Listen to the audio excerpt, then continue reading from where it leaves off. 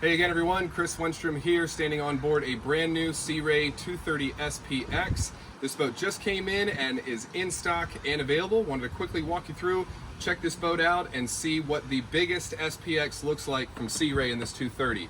So we're going to start up here at the bow. One thing that I always point out in the 23 is the amount of room you get up in the bow seating arrangement up here. The 19 and 21 are great. The 23 just stretches it out even more. So as you can see, incredible amount of room up here. At my height, able to sit and actually have my legs completely extended up here in the front of the boat. I do have a stainless steel grab handle, speaker on opposing sides, and a cup holder underneath each seat to keep it out from under the wind. What I like too is that it does give me access to my ground tackle, so I have a dedicated anchor locker up front here too with a tie-off cleat. My navigation lights are already pre-mounted here in the front of the boat, so I don't have to worry about plugging anything in.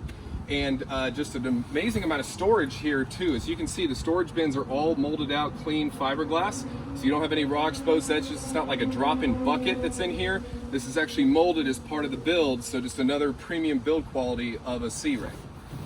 All three cushions are removable, and I do have a secondary in-floor storage compartment in the 23, so a great place to just tuck extra belongings. It does have a gasket underneath it as well.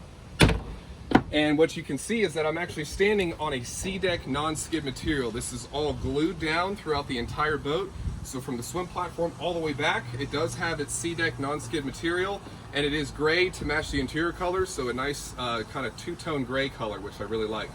The windshield does close off and does lock in place, and when it is stowed away, I've got a rubber bumper here to keep it up against the windshield, and then also have a stainless steel grab latch to be able to lock that windshield in place.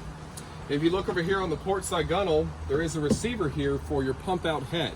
So this boat is plumbed to have a pump out system, so when you go to the fuel dock, you can also pump out the waste from inside the head compartment. So a nice touch there as well. When the windshield is closed, if you're wondering what this door is, if I unlatch that and pull this off to the side, this actually locks closed. So when I have my windshield closed, I can actually knock the wind down as well and keep everybody in the cockpit a little bit more secure and out of the elements. That snaps closed right there. As I work my way into the main cockpit, here is where we're going to see our headspace. So this does have stainless steel latch. It is also lockable, so if I wanted to lock some belongings in here, I could. Nice place to be able to use the restroom if I need to. Also a great place to store some extra belongings. And that locks in place with a nice padded bolster all the way around the outside. Nice big black acrylic dash here on top with a beverage holder, so a nice little place to keep your drinks underneath the windshield. An additional stainless steel grab handle and speaker, and again, just look at the cross stitching and the contrast coloring. Beautiful job there from Sea Ray. Here at the helm, I do have a flip down bolster on both of my captain's chairs. This configuration done as the dual captain's chair versus the lounger, so very popular option in the two captain's chairs. Here at the helm, I do have a Fusion Bluetooth stereo, all of my rocker switches for my lights on board, and then I also have a manual override for my bilge pump here on the right side next to my ignition switch. A nice clean black acrylic dash to match my opposing sides, so really cleans that up here at the helm. Soft touch vinyl dash and a nice multifunction Simrad 9-inch touchscreen GPS. So it'll give me all of my down view, sonar capabilities, as well as my navigation through my GPS. Throttle right here in a convenient spot next to my cup holder, as well as a USB and 12-volt plug below the cup holder here. This boat does come standard with active trim, which is right on the side of the binnacle there, and a convenient start-stop button to be able to make that just a little bit easier for the captain. This is all a digital control, so it is all fly-by-wire, so it's very seamless in and out of gear. If you haven't operated a digitally controlled boat yet, this is the one to definitely check out. Tons of protection underneath this sports tower, gives it a nice aggressive look with a very tight bimini top as well. The whole bimini does collapse and will stow up against the sports tower. So if you needed to get under a low bridge, you can actually lower this tower, collapse the bimini, and be able to slide underneath a little bit easier. The main in-floor storage here on the 23 is a massive compartment. That's just where the boat cover is right now, but it is a in-floor storage compartment that gives me tons of access down below to be able to stow any belongings, such as the boat cover. As you can see, tons of seating here in the 23. This boat is rated for 13 passengers, but as you can see, there's just a tremendous amount of room for everybody to have a nice, comfortable place to sit.